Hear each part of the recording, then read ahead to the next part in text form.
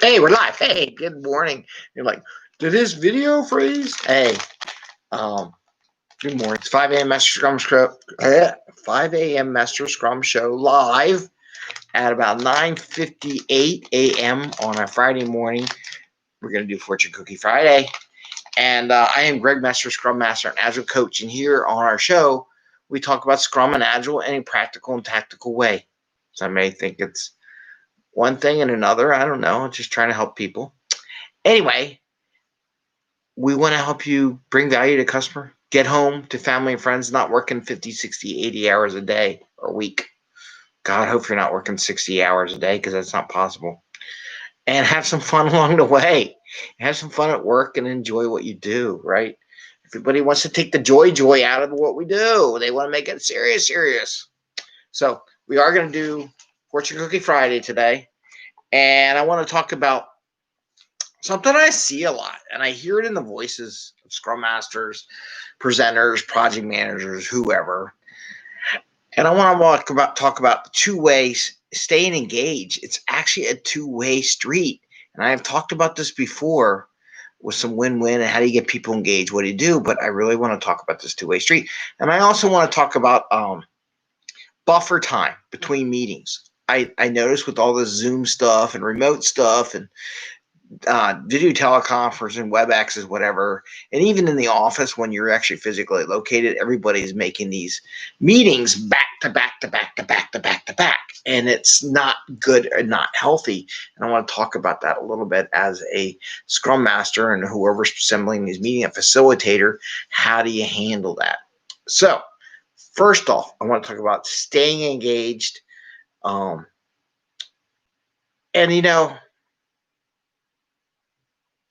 Scrum Masters ask team members to be engaged during a meeting, but do they create an engaging environment, right? Or a valuable environment for the audience? You know, is it, hey, well, you should be engaged. Well, are you creating a daily scrum? Are you creating a retro? Are you creating a review? Are you creating a planning session? Are you creating a refinement session that is worth being engaged for? I'm sorry, but just because you say, I set up this meeting, therefore you should be engaged, and I said this, and we should do this, and because the meeting exists in the thing means everybody should be engaged. Well, not necessarily. If that's your attitude, then you're not a very good facilitator. If that's your attitude, you're not a very good Scrum Master.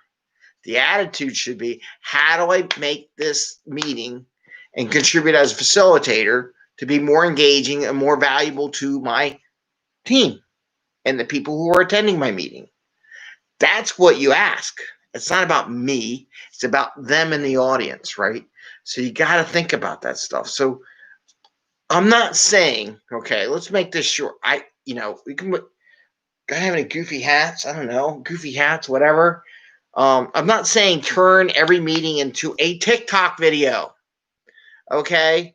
I'm not saying, well, let's do a dance move, and wear some goofy hats and be all that. I mean, if you like it, it's fine. But that's not engaging. That's just entertaining a little bit to break the monotony, to just get disengaged from the rest of the world, right? But that's not engaging. You want things to be relevant, to the point, and to get the attention and tend to need, right? It's got to be relevant, to the point, and then how does it affect other people in the audience? And you need to think about that as you do your daily scrums and all. Watch yourself with going on where everybody needs to be here on time. What the freak does that mean, and why? Right? Why do they need to be there on time? Maybe they don't understand. Maybe you haven't taken time. You just assume everybody knows. Some people don't know. And some people don't realize their outside reactions to stuff. So, again, having those meetings, just saying it's my meeting and you got to be there and we got to be here because it's written down in some book somewhere or some certification or something like that, doesn't mean everybody shows up. You have to make it engaging. You have to make it specific and to the point, and use your time wisely. Goes to the Elon Musk meetings. So that's part one. Part 2, giving the team and the meeting buffer time at the beginning and end. If the other meetings end at 9 o'clock, or let's say 8:30, and your daily scrum is going to be at start at 8:30, and there's no time in Outlook calendar between the two meetings, and the other person takes up all the time because they're jerks, right? All the way up to the end. What do? Do you say, well, my meeting starts at 8 o'clock or 8:30 or 9 o'clock, therefore we start at 8:30, 9 o'clock? No. You ask your teammates, what is reasonable? I'll be there. I'll start my virtual session, or I'll start the room or get the room cleared out at the start of our meeting. What time is reasonable for the team to assume and be professional that everybody's ready to be engaged, right?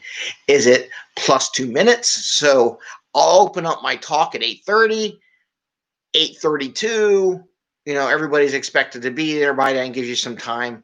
Do you need 8:35? It's fine. I'd rather have everybody in the room at the same time than, okay, let me ask you this question. What's more important? You starting on time or having everybody there and people not interrupting the meeting as you're going? And so they're clued in so you don't have to repeat what you're saying. What do you think is more important? Starting on time or having anybody in the room at the same time and having a good meeting? What's your value, right? And I ask people that. So what's the value, right? And some people listen, some people don't. And I don't know what else to say. If you think I'm going to argue with you. Here's my mentoring thing. My coaching is, what do you think? And my mentoring thing is, well, I hope you don't pick that you start at 8:30 because that's when the time is on the calendar. Maybe you need more coaching. Call me. If that's what you feel, call me and we'll do some coaching sessions. We'll talk about why you're a Scrum Master, why we're doing this, and what it's really about, right? And I want to get you into what is Scrum really about and why we're here, right? It ain't have a meeting. Let's talk about it. So again, and then at the end, be courteous. Keep to the agenda. Keep the agenda brief enough so you can get done early, right? Hey, we'll, get done like 5 minutes early, right? It's okay. The last 5 minutes, are you going to get that much value? Hey, you can say, hey, I'll follow with the action items from the meeting based on what we said. I don't have to go over again. Just reply back to me in an email when you get time to tell me what it is. We're ending 5 minutes early. Is that hard? No. Or do you need to say, well, Greg's got this action, Jill's got that one, Bobby, Sue, Mohammed, Jill, whatever, going through who's got what actions. Hey, I can wrap it up in email. I'll send it to you. I'll see you later today. So give a little buffer at the beginning. We'll find out when your team wants to do it. Don't create it yourself. It's not your job to set the freaking time.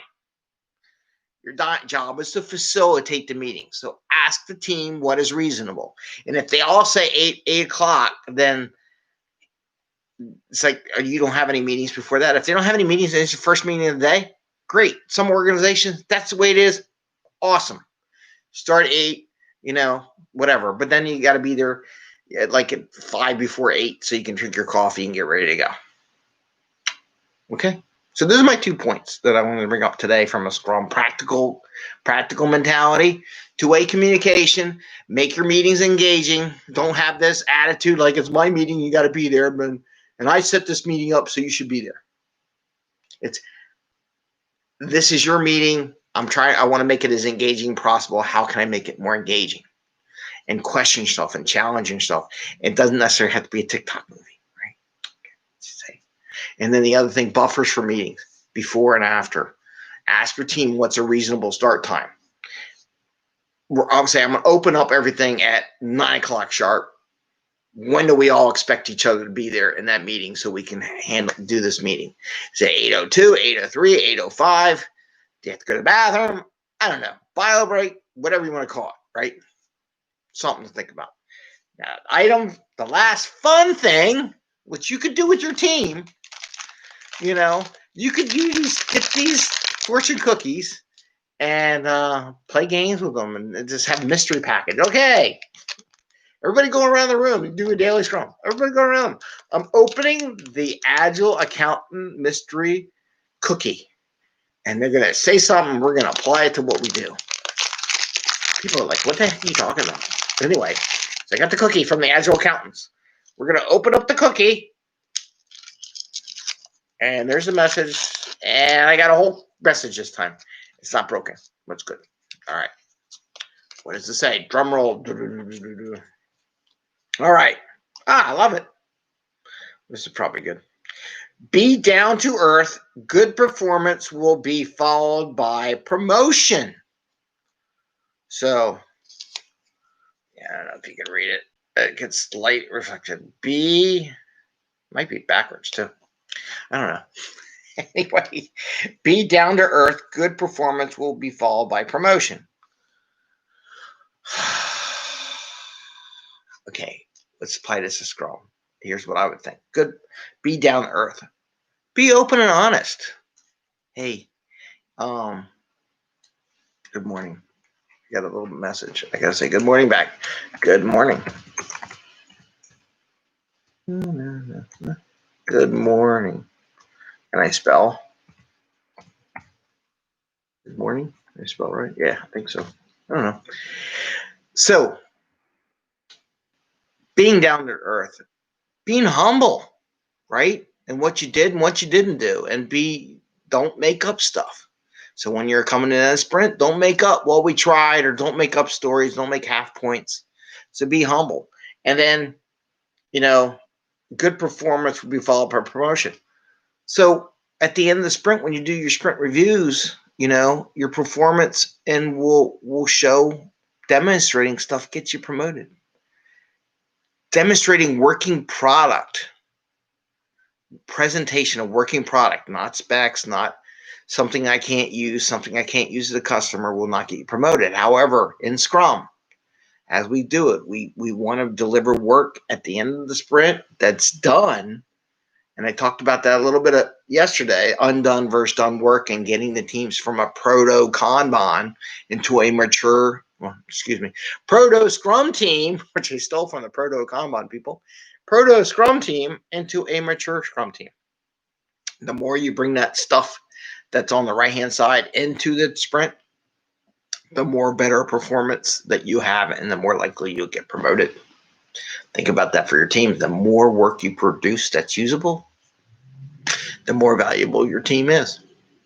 And with that, it's Friday. I want to say have a good Friday. Enjoy. Give us a thumbs up if you like the show. Ring the little bell so you get notification when we go live. I am wearing my Philadelphia shirt, my Philadelphia Railroad Steamworks Museum shirt, T-shirt, because I got to work on the museum stuff this weekend. And wish you all a happy day. Stay healthy and enjoy some time with the family this weekend. Take a break. Think about your future. Think about your goals. And see you. Happy scrumming and have some fun. Take care. Bye.